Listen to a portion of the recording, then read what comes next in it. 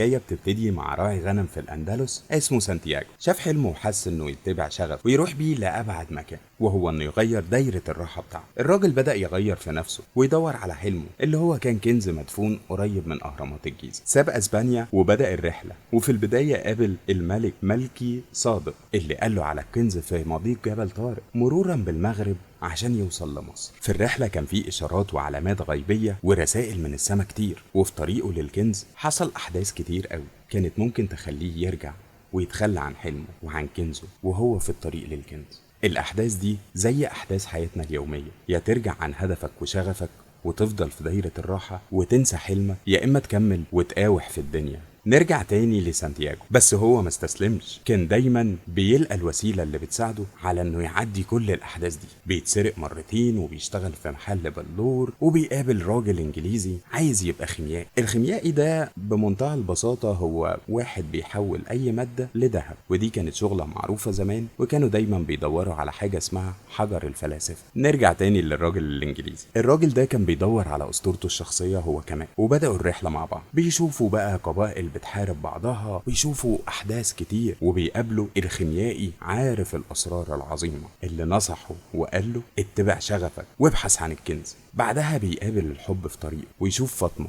الحب العظيم، فيبقى جواه صراع كبير قوي، يتبع حلمه ولا يشوف حب. فاطمه بتتعهد كأي أنثى جميلة في الدنيا بإن هي هتثبت على حبها ليه وهتستناه في الصحراء، وبتنصحه كمان إنه يتبع شغفه ويوصل لكنزه. خلال الرحلة دي سانتياغو بيتغير في كل حاجة، وبيحس إنه متواصل مع الكون لحد ما فهم نفسه وحاول أكتر. الرواية هنا بتبلغ قمة إثارتها وحبكتها الدرامية لما تقبض عليه أحد قبائل الصحراء هو وصديقه الخيميائي الإنجليزي اللي اتكلمنا عليه. وهنا علاقته بالكون بتكون على المحك. هل هيشك في شغفه وفي حلمه، ولا هيتبعت له علامات جديدة تخليه يؤمن ويكمل اللي باقي من عمره في تطويره على حلمه؟ بس بينجح في الاختبار وبيتنقذ من الموت، وبعدها بيمشوا الاتنين في رحلتهم. ولكن سانتياغو أخيرا بيوصل للأهرامات وبيكتشف اللي كان بيدور عليه. اللي كان بيدور عليه هو علامة جديدة عشان يوصل للكنز الحقيقي إن الكنز كان في رحلته لفهم نفسه وفهم لغة الكون وفهم طبيعتنا البشرية. هقول كام اقتباس كده من الحكم الجميلة في الرواية.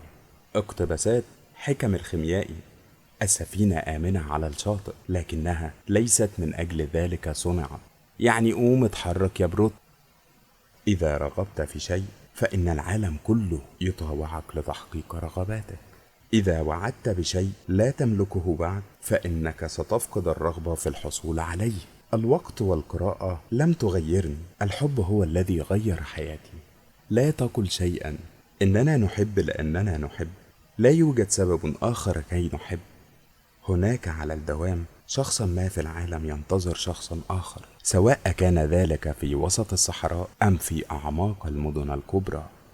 كل من يعرف الله يعجز عن وصفه، وكل من يقدر على وصف الله لا يعرفه.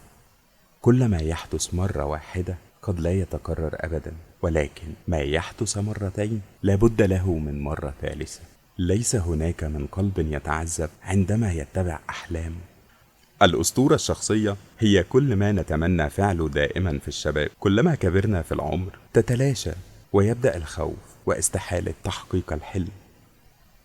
في الحقيقة أن الحياة كريمة مع من يعيش أسطورته الشخصية. رواية الخيميائي رواية حلوة جدا ورشح بقرايتها.